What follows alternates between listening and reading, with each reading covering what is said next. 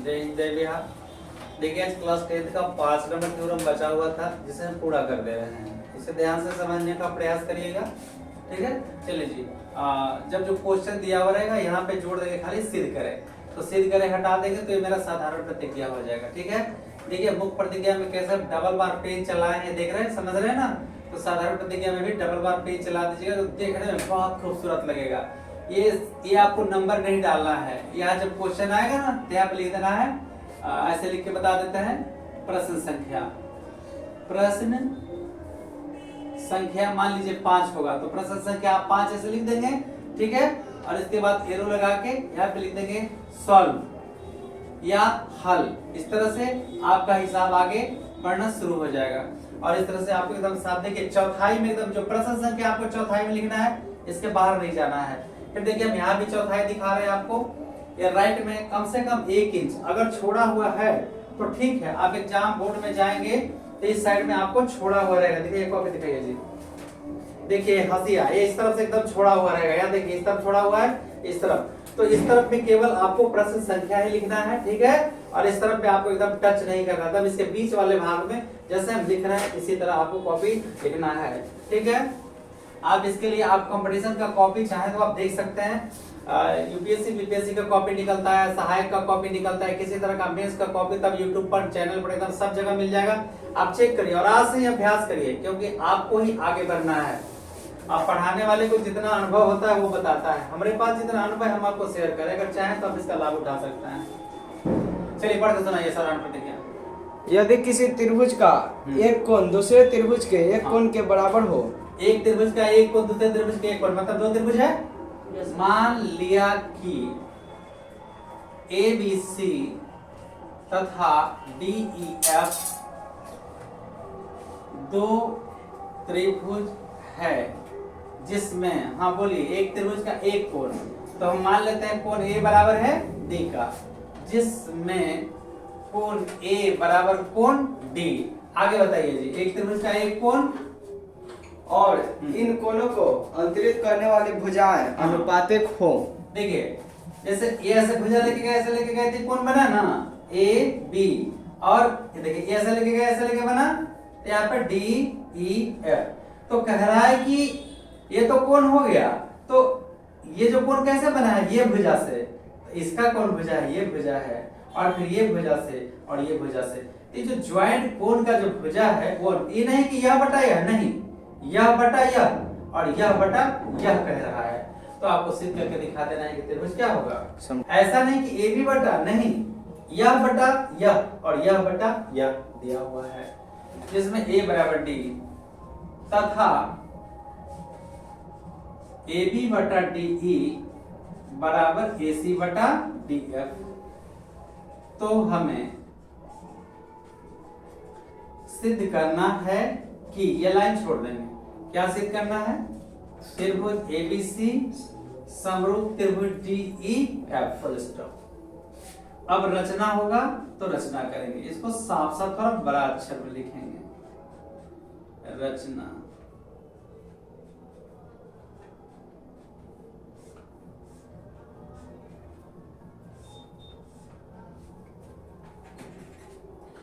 अब देखिए यहाँ करना कुछ नहीं है, त्रिभुज समरूपता के 2 शर्त होते हैं, कोण बराबर और कोण बराबर और भुजानुपातिक, कोण बराबर और भुजानुपातिक, तो त्रिभुज समरूप।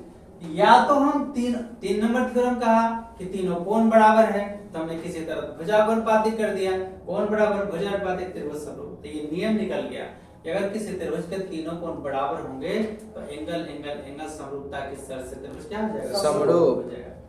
या तो तीनों भुजा, 4 नंबर थ्योरम कहता है कि भुजानुपातिक है, सिद्ध करें कि त्रिभुज समरूप, तो हमने किसी तरह कोण को बराबर किया और त्रिभुज क्या हो गया, समरूप। तब ये नियम निकल गया कि अगर तीनों भुजानुपातिक है तो त्रिभुज समरूप हो जाएगा। साइड साइड साइड से अब यहाँ पर देखिए, इसमें ना ही तो कोणे बराबर है ना ही तो भुजा। अगर हमको इसको समरूप करना है तो या तो हम तीनों कोण, यह बराबर एकर दिया हुआ है, यह बराबर एकर ला दें और यह बराबर एकर ला दें, तो त्रिभुज हो जाएगा समरूप। कैसे, एंगल एंगल एंगल से। या तो 2 को भुजानुपातिक दिया है, तीसरा भुजानुपातिक ला दे तो त्रिभुज समरूप हो जाएगा, साइड साइड साइड से। लेकिन यहाँ पे एंगल एंगल वाला बहुत आसान है और हम उसी से चलने का प्रयास करेंगे, ठीक है। बहुत आसान, टेंशन एकदम नहीं लेना है। थ्योरम नंबर 3 और 5 का रचना बराबर होता है।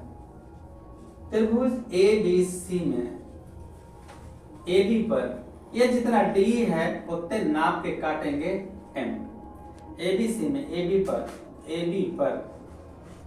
DE बराबर AM तथा AC पर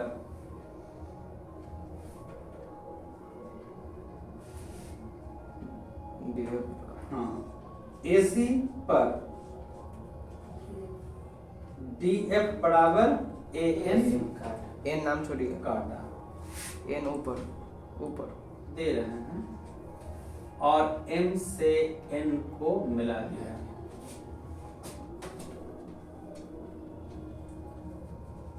M से N को मिला दिया। अब देखिए प्रमाण,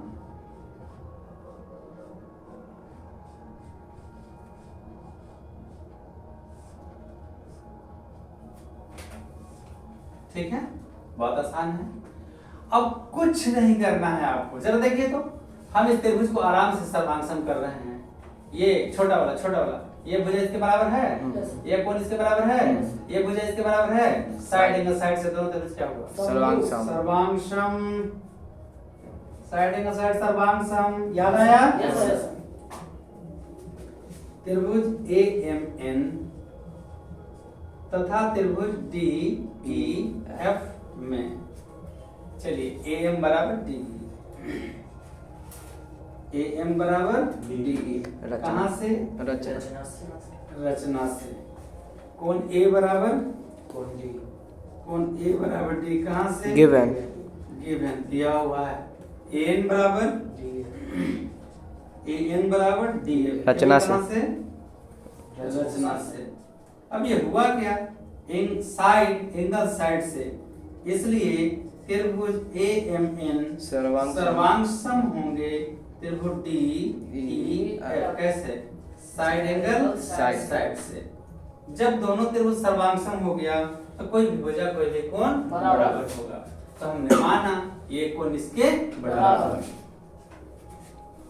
इसीलिए कोण AMN, AM देखिए M यहाँ भी और यहाँ भी, इसलिए नाम क्लियर करना होगा, AMN बराबर है, आई तो इनके नाम है ना, ये तो आगे पीछे बड़ा नहीं है, और ANM,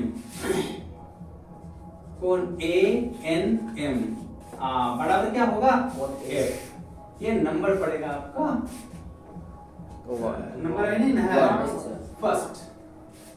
जरा गौर करिएगा, ये बहुत आसान है। यहाँ हम एक बार जब ये दोनों त्रिभुज सर्वांगसम हो चुका है तो सब कुछ बराबर हो चुका है। अब कुछ दिया हुआ इस पर गौर करिए, चूंकि AB बटा DE बराबर AC बटा DF, कहां से? ये दिया हुआ है। या AB D किसके बराबर है? AB बटा D है, तो D किसके बराबर है? AM का। और AC DF किसके बराबर है? रचना से क्या दिया हुआ है? AM बराबर DE और AN बराबर DF, एकदम यहाँ क्लियर कर दिए हैं, ठीक है। जरा ध्यान दीजिएगा, वो क्या रहा है? यह बटा ऊपर का भाग, देखिए पूरा बटा ऊपर का भाग, पूरा बटा ऊपर का भाग है, देखिए AN है, यह बटा यह और यह बटा यह बता रहा है ना यहाँ पे, ये पूरा हो गया। देखिए पूरा बटा ऊपर का भाग, पूरा बटा ऊपर का भाग। क्या कहता है? थेल्स प्रमेय का विलोम भुजानुपातिक है, तो बोलिए समांतर रेखा, इसीलिए AB बटा AM बराबर AC बटा AM।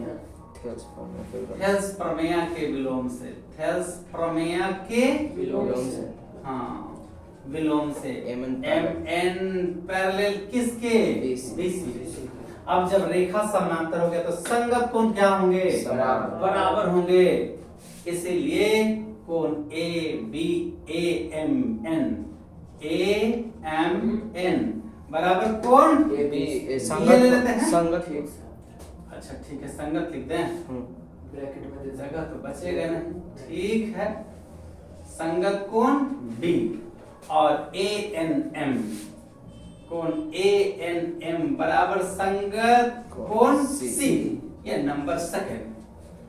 एम तो ई के बराबर है, एन या बी के बराबर है, but from equation first and second एक तथा दूर से एम एम खत्म, ई बराबर यानी कोण बी बराबर ई एन एन खत्म, सी बराबर एफ। Number third. अब त्रिभुज एबीसी तथा त्रिभुज डीईएफ में हमने पाया कोण ए बराबर गिवन गिवन, ये हमको दिया हुआ है। हाँ